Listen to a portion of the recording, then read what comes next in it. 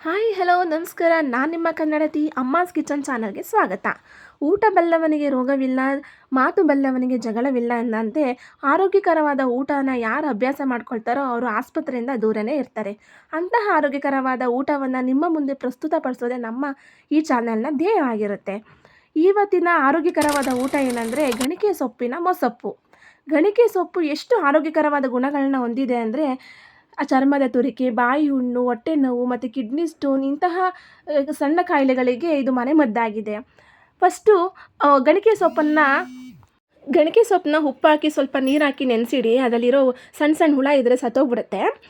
1 cup ತೊಗರಿಬೇಳೆನ ಒಂದು ಬಟ್ಲಿಗೆ ಹಾಕಿ ನೀರಲ್ಲಿ ಹಾಕಿ ನೆನೆಸಿಡಿ. ಇದರಿಂದ ಮತ್ತು ಇದಕ್ಕೆ ಈರುಳ್ಳಿ, ಟೊಮೆಟೊ, 1 ಗೆಡ್ಡೆ ಬೆಳ್ಳುಳ್ಳಿನ ತೊಗೊಳ್ಳಿ. ತೊಗರಿಬೇಳೆ ಚೆನ್ನಾಗಿ ಒಂದು ಅರ್ಧ ಅವರ್ ನೆನೆಸಿ. ಇದರಿಂದ ಅದರಲ್ಲಿರೋ ಗ್ಯಾಸ್ ರಿಲೀಸ್ ಆಗಿ ಹೊಟ್ಟೆ ಉಬ್ಬರ ಜಾಸ್ತಿ ಆಗಲ್ಲ.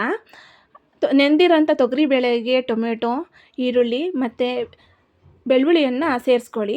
ಹಾಗೆ ಸಣ್ಣದಾಗಿ ಹೆಚ್ಚಿಟ್ಟಿರೋಂಥ ಗಣಿಕೆ ಸೊಪ್ಪನ್ನು ಸೇರಿಸ್ಕೊಂಡು ಅದಕ್ಕೆ 1 ಚಮಚ ಜೀರಿಗೆ ಸಹ ಹಾಕ್ಕೊಳ್ಳಿ.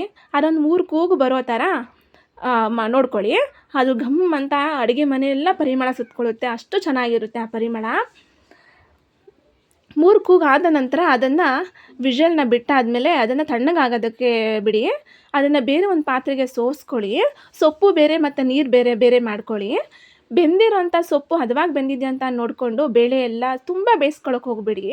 ಸೊಪ್ಪು ಬೇಳೆ ತುಂಬ ಅಧಿಕವಾಗಿ ಬೇಯಿಸ್ಕೊಂಡ್ರೆ ಅದು ಸಾರ ಎಲ್ಲ ಹೊಟ್ಟೋಗ್ಬಿಡುತ್ತೆ, ಸತ್ವ ಎಲ್ಲ ಹೊಟ್ಟೋಗ್ಬಿಡುತ್ತೆ. ಅದಕ್ಕೆ ಒಂದು ನಿಯಮಿತವಾಗಿ ಬೇಯಿಸ್ಕೊಳ್ಳಿ. ಮತ್ತು ಒಂದು 4-5 ಸ್ಪೂನು ಕಾಯಿ ತುರಿನ ಇಟ್ಕೊಳ್ಳಿ. ಯಾಕೆಂದರೆ ಗಣಿಕೆ ಸೊಪ್ಪು ಸ್ವಲ್ಪ ಉಗುರೊಗರಾಗಿರುತ್ತೆ. ಕಾಯಿ ತುರಿ ಹಾಕೋದ್ರಿಂದ ಅದು ರುಚಿ ದುಪ್ಪಟ್ಟಾಗುತ್ತೆ. ಅದು ತುಂಬ ಚೆನ್ನಾಗಿ ಟೇಸ್ಟ್ ಕೊಡುತ್ತೆ ಸಾಂಬಾರು ಕಾಯಿ ತುರಿ ಹಾಕೋದ್ರಿಂದ. ಎಲ್ಲ ಸಾಮಗ್ರಿಗಳನ್ನ ಹಾಕಿ ಮಿಕ್ಸಿಗೆ ತರಿಯಾಗಿ ರುಬ್ಕೊಳ್ಳಿ. ತುಂಬ ನುಣ್ಣಗೆ ರುಬ್ಕೊಳ್ಳೋಕೆ ಹೋಗಬೇಡಿ. ಒಂದು ನಿಂಬೆಹಣ್ಣದ ಗಾತ್ರದ ಹುಣಸೆ ಹುಳಿನ ಇಟ್ಕೊಳ್ಳಿ. ಸಾಂಬಾರು ನೀರು ಏನು ಸಪ್ರೇಟ್ ಮಾಡಿ ಇಟ್ಕೊಂಡಿರ್ತೀವಲ್ವ, ಅದಕ್ಕೆ 2 ಸ್ಪೂನ್ ಖಾರದ ಪುಡಿ ಹಾಕಿ ಚೆನ್ನಾಗಿ ಕುದಿಸ್ಕೊಳ್ಳಿ. ಖಾರ ಬೇರೆಯಾಗಿ ಕುದಿಸ್ಕೊಳ್ಳೋದ್ರಿಂದ ಸೊಪ್ಪನ್ನ ಅಧಿಕವಾಗಿ ಮತ್ತೆ ಕುದಿಸ್ಕೊಳ್ಳೋದು ತಪ್ಪುತ್ತೆ.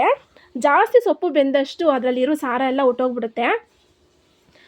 ಖಾರ ಬೆಂದಿದೆ ಅಂತ ತಿಳ್ಕೊಂಡ್ಮೇಲೆ ಸ್ವಲ್ಪ ಹುಣಸೆ ಹುಳಿನ ಹಾಕ್ಕೊಳ್ಳಿ, ಸೇರಿಸ್ಕೊಳ್ಳಿ. ಗಣಿಕೆ ಸೊಪ್ಪು ಸ್ವಲ್ಪ ಒಗ್ರೊಗ್ರು ಇರೋದ್ರಿಂದ ಹುಣಸೆ ಹುಳಿ ಹಾಕಿದ್ರೆ ಅದು ರುಚಿ ಬಲ ಸಿಗುತ್ತೆ. ಇದಾದಮೇಲೆ ಚೆನ್ನಾಗಿ ಕುದೀತಿದೆ ಸಾಂಬಾರು ಅಂತ ಪರಿಮಳ ಬರ್ತಾ ಇದೆ. ಅರೋಮ ಚೆನ್ನಾಗಿ ಅಡುಗೆ ಮನೆ ಎಲ್ಲ ಸುತ್ತುವರಿಯುತ್ತೆ. ಸಖತ್ತಾಗಿರುತ್ತೆ ಈ ಪರಿಮಳ ಅಂತೂ. ಬೆಂದಿರೋಂಥ ಸೊಪ್ಪಿನ ಮಿಶ್ರಣ ಏನಿರುತ್ತೆ ಅದನ್ನು ಇದಕ್ಕೆ ಸೇರಿಸ್ಕೊಳ್ಳಿ. ಕುದೀತಾ ಇರುವಂಥ ನೀರಿಗೆ ಸೇರಿಸ್ಕೊಳ್ಳಿ. ಅದು ಚೆನ್ನಾಗಿ ಒಂದು 2 ನಿಮಿಷ ಕುದಿದ್ರೆ ಸಾಕು. ತುಂಬ ಕುದಿಸೋಕ್ಕೇನು ಹೋಗಬೇಡಿ. ಇಂತಹ ಗಣಿಕೆ ಸೊಪ್ಪು ಆರೋಗ್ಯಕರವಾದ ಸಮೃದ್ಧವಾಗಿರುವಂತಹ ಸತ್ವ ಹೊಂದಿರೋ ಈ ಗಣಿಕೆ ಸೊಪ್ಪನ್ನು ಆಗಾಗ್ಗೆ ಮಾಡ್ಕೊಂಡು ತಿಂತಾರಿ. ಮಕ್ಳಿಗೂ ಕೊಡಿ.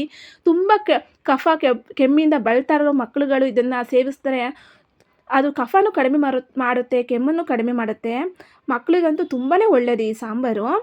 ಹಾಗೂ ಈ ಸಾಂಬಾರನ್ನ ಚೆನ್ನಾಗಿ ಕುದ್ದಿದೆ ಅಂತ ಕನ್ಫರ್ಮ್ ಮಾಡ್ಕೊಳ್ಳಿ. ಚೆನ್ನಾಗಿ ಖಾರ ಎಲ್ಲ ಬೆಂದಿದೆ ಅಂತ ನೋಡಿದ್ಮೇಲೆ ಯಾವತ್ತೂ ಕೊನೆಯಲ್ಲಿ ಒಗ್ಗರಣೆ ಮಾಡ್ಕೊಳ್ಳೋಣ. ಸಾಂಬಾರಿನ ಪರಿಮಳ ಚೆನ್ನಾಗಿರುತ್ತೆ. ಒಗ್ಗರಣೆಗೆ ಏನು ಬೇಕು ಅಂದರೆ ಬೆಳ್ಳುಳ್ಳಿ, ಒಣಮೆಣ್ಸಿಕಾಯಿ, ಕರಿಬೇವಿನ ಸೊಪ್ಪು ಹಾಕಿ